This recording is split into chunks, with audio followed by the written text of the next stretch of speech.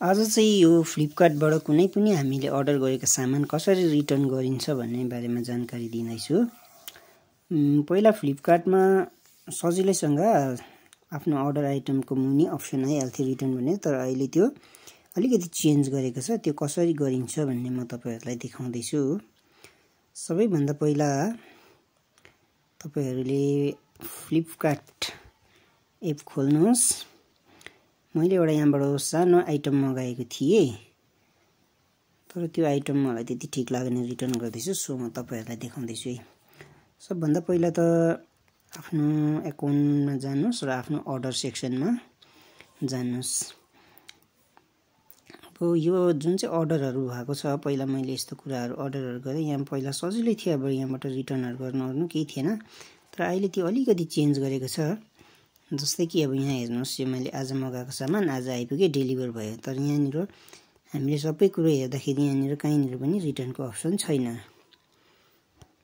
मैले ब्याक गरे, यहाँ कहीँ पनि छैन रिटर्नको केही पनि। अब यहाँ हाम्रो इन्भोइस डाउनलोडहरु गर्ने छ, जुन हामीले पेमेन्टहरु गरेको। अन्त यहाँनिर अर्डर आइडी छ, तर यहाँनिर रिटर्न छैन। अब यसको लागि हामी के गर्ने भने सबभन्दा पहिला यहाँ हेल्प अप्सनमा जाने। हेल्प अप्सनमा गएपछि यहाँनिर भेटाइन्छ return this item, download invoice, chat with us. जे पनि हामीलाई चाहिएको चाहिँ अहिले रिटर्न गर्नुपर्ने आइटम। रिटर्न दिस आइटममा जाँदाखेरि हामी के गर्छौं, यहाँ क्लिक गर्छौं। अब यहाँ गएपछि हामीले कुन चाहिँ कुरो रिटर्न गर्नुपर्ने भन्ने कुरा यहाँ देखाइहाल्छ, र यसमा हाम्रो के कारणले रिटर्न गर्दैछौं भन्ने कुरा यहाँनिर अप्सनहरु छ। हेर्दै जानुहोस्। यो अप्सनहरुमा के छ भन्दाखेरि सबभन्दा फर्स्टमा त छ रिसिभ रङ आइटम। कुनै पनि आइटमहरु गलत भएको हुन सक्छ है।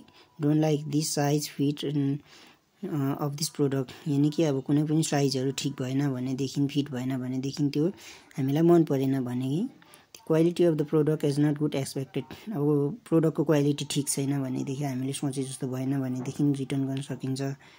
The product receive is defective, यदि प्रोडक्टहरु आफूले मगाएको डिफेक्ट छ भने त्यो रिटर्न हुन सक्छ। रिसिभ डिफरेन्ट कलर साइज, जे पनि कलरहरु भिन्न आएको छ भने है, अब प्याकेजहरु मिसिङ भएको या खोल्दाखेरि खाली प्याकेजहरु आएको छ भने, त्यस्तो इत्यादि छ। अब फुटेको टुटेको जे पनि हुन सक्छ है। त्यहाँनिर अप्सन हामीले चुज गर्नुपर्ने हुन्छ। जस्तै कि मेरो आइटममा चाहिँ मलाई यो त्यति मन परेन, मैले जस्तो सोचेको थिएँ त्यस्तो आएन। नक्सामा यहाँ देखाएको पनि अर्कै छ, फेरि सामान पनि अर्को आएछ। त्यसको लागि अब मैले यहाँनिर गर्न सक्छु रिसिभ रङ आइटम, यो पनि गर्न सक्छु चोइस, या त म अर्को quality of the product is not expected पनि भन्न सक्छु है। किनभनेदेखि त्यो दुईटा मेरो लागि पोसिबलै छ। सो मैले चाहिँ यो अप्सन चुज गर्दैछु। अब यसमा पनि यो जब quality of the product is not as expected, आफूले एक्सपेक्ट गरेको जस्तो क्वालिटी छैन भन्नेमा पनि तीनटा अप्सन छ है। के छ भन्दाखेरि रिसिभ डुप्लिकेट प्रोडक्ट हुन सक्छ है, युज प्रोडक्ट हुन सक्छ, आइटम इज पुअर क्वालिटी, यो पनि हुन सक्छ हैन। म चाहिँ यसमा चाहिँ चोइस गर्नुपर्ने हुन्छ।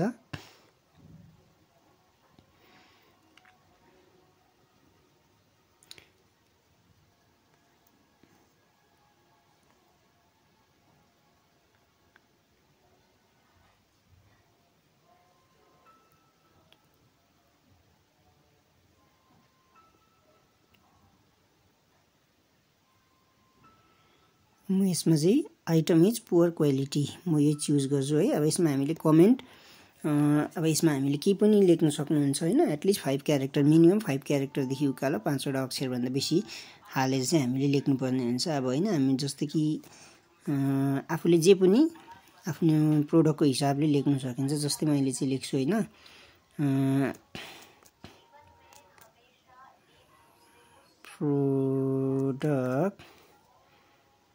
product was not good as expected है। तपाईहरुले अब जे पनि लेख्न सक्नुहुन्छ। यति गरिसकेपछि मैले यसमा अब कन्टिन्यू गर्दा भयो, नत्र भने अरु केही लाउने हैन। रिजन फर रिटर्न चेन्ज पनि हामीले गर्न सक्छौं, तर म चाहिँ यही गर्दैछु, कन्टिन्यू गर्छु। अब यसमा फेरि हाम्रो अप्सन आउँछ हैन।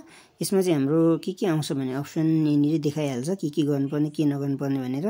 आफूले ओरिजिनल पेमेन्ट नै माग्नु चाहने हो कि या त अब त्यसलाई रिप्लेस गर्ने हो के हो सबै हुन्छ अप्सन। तर यसमा चाहिँ म चाहिँ के गर्छु भन्दाखेरि चाहिँ ओरिजिनल पेमेन्ट मोड नै गर्न चाहन्छु। मेरो 300 रुपैयाँ गएको छ, त्यो 300 नै म रिफन्ड माग्नेवाला छु। सो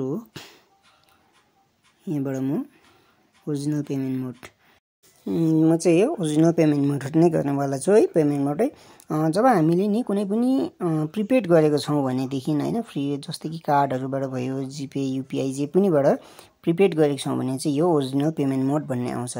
र पेमेन्ट मोड ओरिजिनल पेमेन्ट मोड आइसकेपछि मैले कन्टिन्यू गर्छु।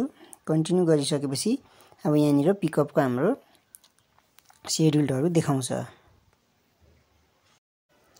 र जब अब हामीले यसलाई रिटर्न गरेर सब्मिट गर्छौँ त्यसको बादमा हामीलाई यस कहिले पिकअप हुने भनेर दिन्छ। अब जस्तै म यहाँ सब्मिट गर्दैछु। यो सब्मिट भइसकेपछि यहाँनिर हाम्रो के हो डिटेल्स भनेर सबै आइहाल्यो। अब यो कहिले पिकअप हुन्छ यो भनेर हामीलाई टाइम दिन्छ। जस्तै अब मेरो यहाँनिर 25 तारिकको दिनमा फेरि मेरो पिकअप हुनेवाला छ, त्यो दिन मेरो रिफन्ड हुनेछ। अब त्यो रिफन्ड भएको 25 तारिक मेरो यहाँबाट सामान पिकअप भएको 48 घन्टा यानि कि 2 दिनभित्र 2 दिन 3 दिनभित्र मेरो जो पनि पैसा काटेको छ मेरो एकाउन्टमा रिफन्ड भएर आउँछ।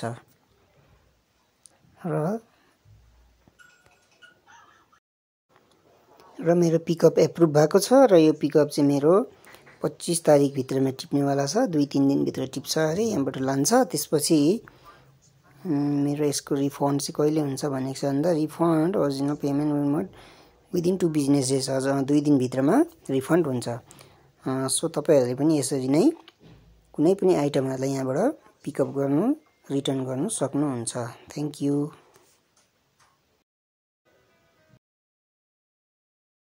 रिटर्न एप्रुभ 22 मा भयो, 23 मा 7 टिप्यो, त्यसपछि 24 मा मेरो पैसा रिफन्ड गरिदियो।